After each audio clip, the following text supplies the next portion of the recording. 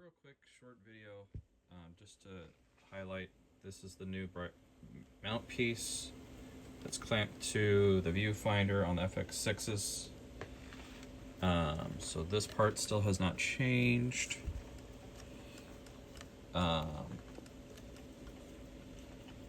So the box, this piece is still the Zacuto piece. You push down on the bottom here, lift up, but as you notice, it doesn't drift and do that lovely things. So you can look at the screen, do all the things, put it back, and it stays in its relative position. It's not this. This stays tight, and the only thing you're adjusting if you want that drift mode up and down for this to be tighter or weaker is this part. So it's not you can kind of lock it, but you should just keep it kind of snug so it's still movable. But if it's getting a little loose and doing that, you just need to tighten that bit right there. Elsewise, I've just kind of put it in its general vicinity. There's this point releases the angle of this arm, so it's this point.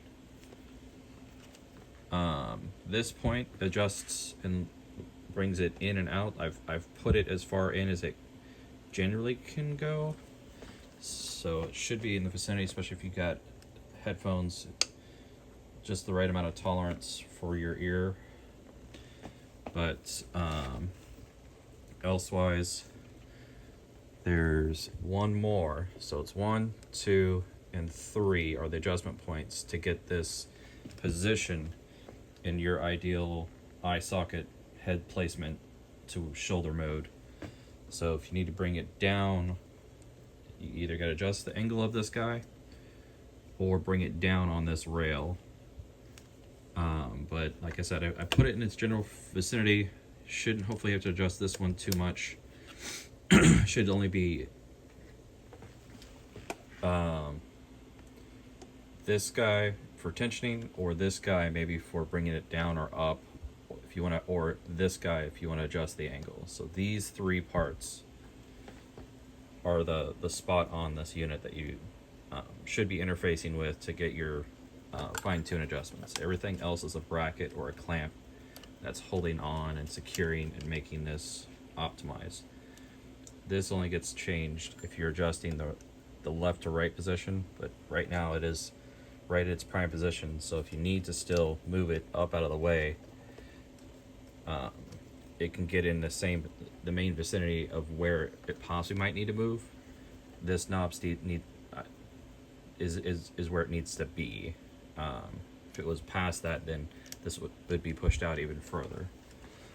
It's very wordy. Sorry it's a little long for such a simple explanation, but I just want to give you a little bit of tutorial.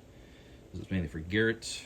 Hope you take a look at this. If you get any questions, refer to this, and then yeah, stick to 1, let's find that, 1, 2, or on top 3. So 3 gets you up and down the rail.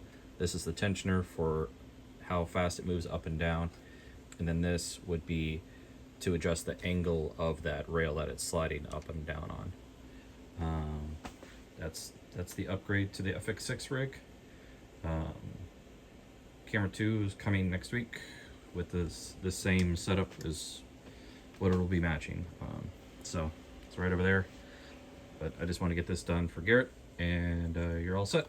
There's a second video coming just to talk about the new magnet ND filter on that FX3.